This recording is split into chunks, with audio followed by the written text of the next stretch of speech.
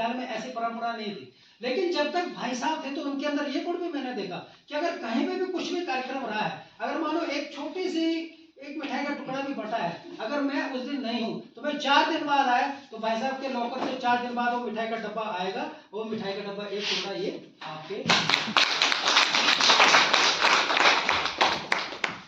ऐसे सद्गुणी व्यक्ति आपको कहाँ मिलेंगे, है ना।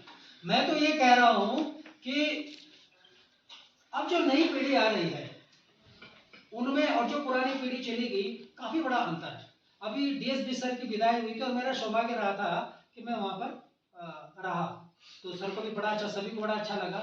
और कमोवेश जो है मैं ही उनके साथ सबसे ज्यादा काम करने वाला सबसे पुराना साथी रहा। तो बिस्व जी को जब मैंने देखा वहां, मैंने कहा कि ये तो, मुझे लगा कि ये पूरे विद्यालय में जो उनकी परंपराएं जो उनके द्वारा सेट की गई थी, जो मानक उनके द्वारा स्थापित किए गए थे, वो मानकों का क्या है, वो एक सर्वश्रेष्ठ उदाहरण था। और वो मानक वहां के बाद उनके साथ वो सारे चले जा रहे थे, उनके साथ में हम भी सारे चले जा रहे थे। तो ऐसा ही मुझे लग रहा है कि जिस पद पर आपने यहाँ पर काम किया है, उस पद पर आपने जो गरिमा दिखाई है, उस पद की जो गरिमा आपने मेंटेन की है, सबके साथ प्रेम पूर्वक व्यवहार किया है, सबके सुख दुख का सबके सुख दुख में साथ दिया है। और ऐसा नहीं है कि किसी के प्रति अगर आपके मन में कभी भी कोई गलत विचार आए हो, कभी भी कुछ भी हो, हमेशा आप अपनी सेवा करने के लिए एकदम आगे खड़े रहे हैं। तो ऐसे मानक जो इस पद पर रहकर आपने जो स्थापित किए हैं, मैं ये कहना चाहूंगा कि उन मानकों का वो आज एक युग का अंत हो चुका है। ऐसे मानक अब हमें, मुझे नहीं पता आने वाले कल में दिखाई देंगे नहीं देंगे। इसी कड़ी में आगे बढ़ाते हुए मैं चाहूंगा कि हमारे शिक्षिका बहनें में से शीला मैम 2 शब्द बोल देंगे। जितने भी आपके रिश्तेदार और मैडम आ रखी हैं, आप सभी का इस विद्यालय में बहुत बहुत स्वागत है।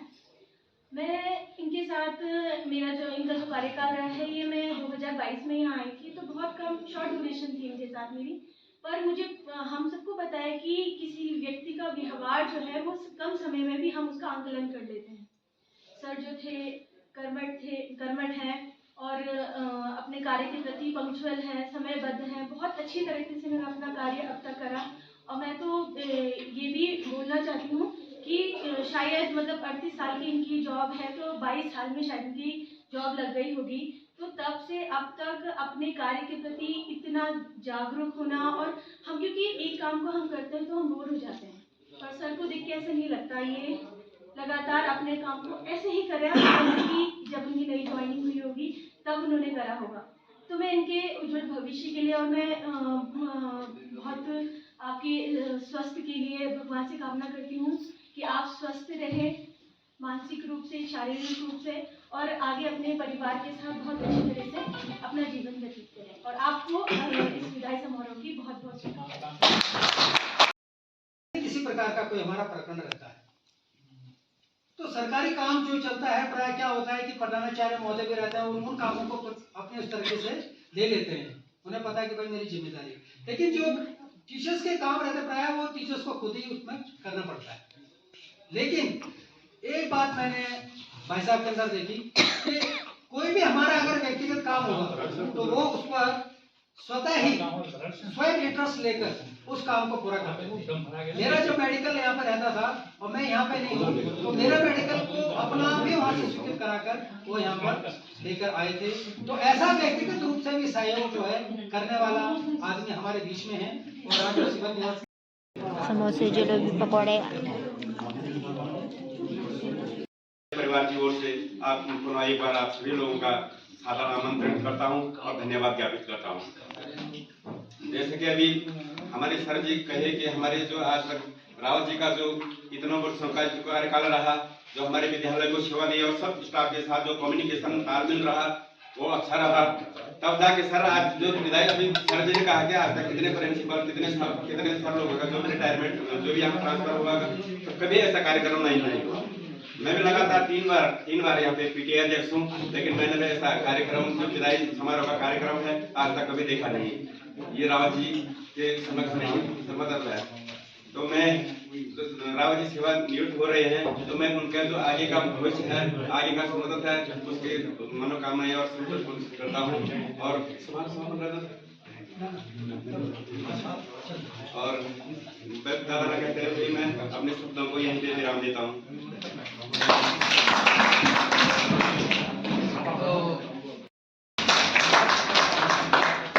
और साथ ही एक भी निवेदन है कि इसके बाद हम सभी भाई साहब को और बहन जी को उनके घर पर छोड़ने जाएंगे और उसके बाद उनको बुलाएंगे।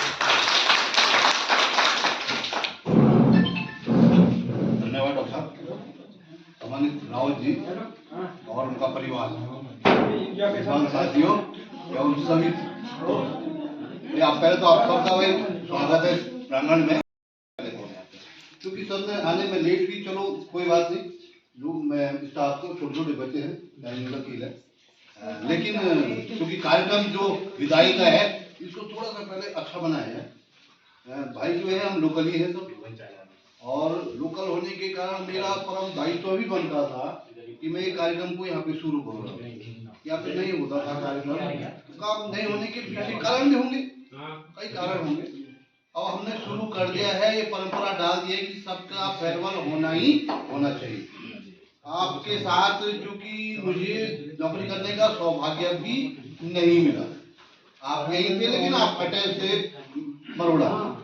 बोर्ड एग्जाम में आप आए थे, बोर्ड एग्जाम में बहुत सारे लोग आए थे सर। यार प्रस्तुति परीक्षा जब होती है तो हमारे साथ सारा स्टाफ बाहर आता है, उसमें आप भी आए थे। हमने रिक्वेस्ट की सर आइए आप हमारे साथ आइए, क्योंकि हम लोग कर लिए और रीति रिवाज बोली भाषा सभी की है।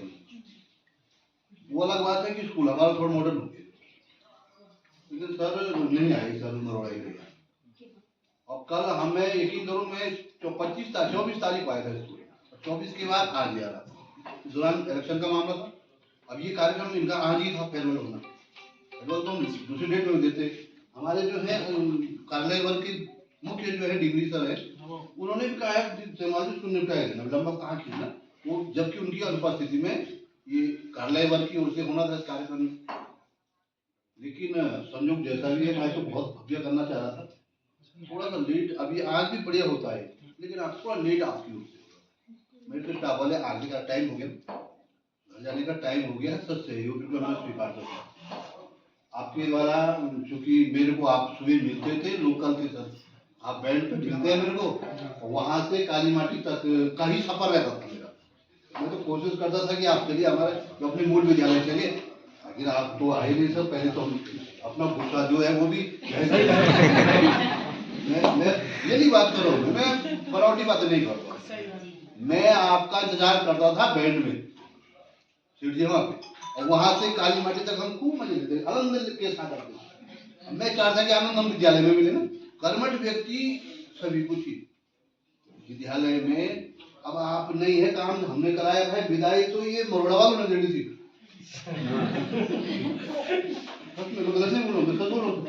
मरोड़ा वालों ने विदाई है, उन्होंने कहा कि आप लोग के साथ काम करके रखा है।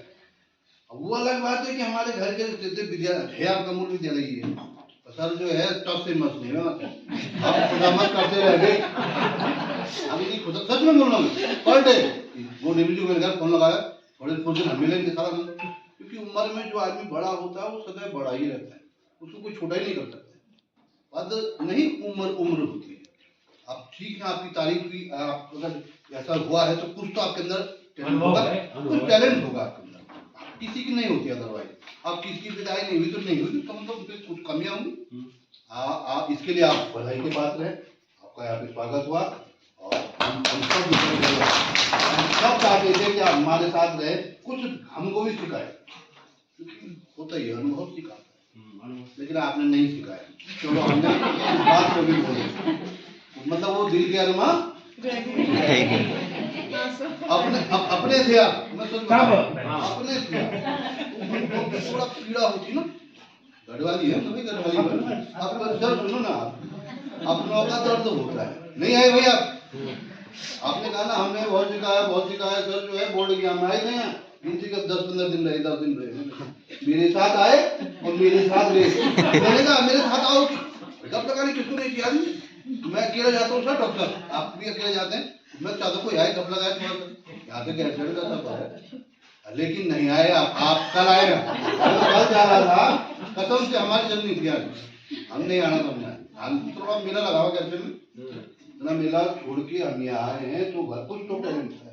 मैंने कहा भाई इनको विदा तो करने का मेरा क्या था। आदमी बोलेगा अपना आदमी हो गए देखो इन नहीं क्या। अच्छा ये तो बात, ये तो गुस्सा वाली बात, गुस्सा लगाया जाएगा आप नहीं आए, इसका मतलब ये नहीं है भाई साहब आपको दोबारा आना है।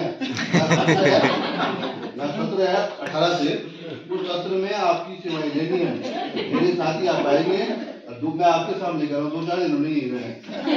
जानकार आदमी है, जानकार आदमी है, बड़ा विद्वान है, पद से नहीं होता है जानकार। सब जान पहचान में अच्छे खासों को आप पीछे छोड़ते हैं, सारे बड़े बड़े अधिकारी को आप जानते हो, बगल में बैठे हो भाई बन सब ठीक ठाक है ना, अंगधारी के सब ठीक ठाक है भाई। एक वो भी है वीडियो जो वो भी घोड़ा के सब ठीक ठाक लोग हैं। बहरहाल आप रिटायर हो गए हैं, अब आप मालिक बन रहे। नौकर रहना कौन पसंद करेगा, नौकर से मालिक बनना। सर मैं तो पॉजिटिव बोलूंगा, अब आप स्वतंत्र हैं, you are free to do, कुछ भी करो आप, आपको कौन टोक देगा। आज नौकरी मतलब भाई टाइम है, कहाँ है कौन है, कहाँ है भाई बता, मतलब कितना ही बड़ा आदमी हमने आप पहुंचना है यहाँ पे, 7 बजे खड़ा हो जाते हैं। तो ये अब आपकी साधक करनी है, अब आप सब खुश रहे, मस्त रहे, अपना स्वास्थ्य का ध्यान दीजिए। बैड हैबिट्स आपके कमी है, मैं तो आपको जानता हूँ। अब थोड़ा सा आप भूखे भी हो ही गए, तो आप आनंद परिवार के साथ मौज करिए, कोई दिक्कत नहीं आती, क्योंकि हमें लोग कोई दिक्कत नहीं आती, क्या दिक्कत नहीं आती, हमें खाने पीने की कोई प्रॉब्लम नहीं आती ना। तो आप खुश रहिएगा, मैं ज्यादा ना बोलते हुए भाई सबका स्वागत कर। स्कूल बड़ा लगा क्या लगा, बिल्कुल स्कूल में है ये है जो वो लोग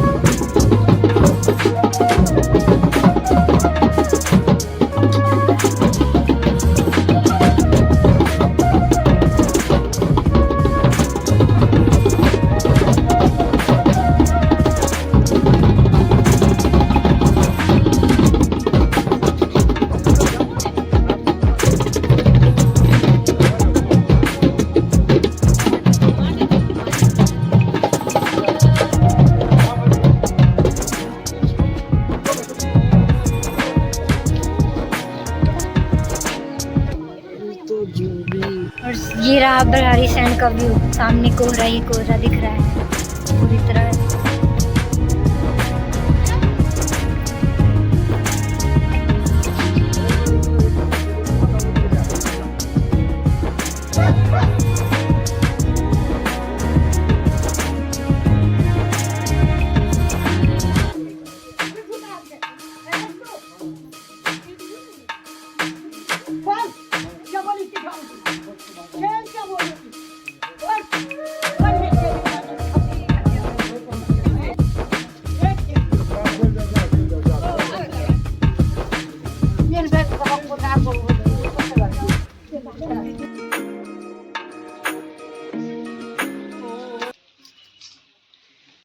तो फिर पापा के घर आने पे स्थित पूरी बारिश हो गई, तो मैं ब्लॉग भी शूट नहीं कर पाई। लोगों ने खाना भी वैसे ही किया, मेहमानों ने। अभी मम्मी लोग सब बर्तन धुल रहे हैं और सभी लोग खाना पीना खा के अपने घर चले गए हैं। और अब करेंगे हम सफाई खफाई, थोड़ा भी रेस्ट करते हैं, फिर मिलते हैं आपसे।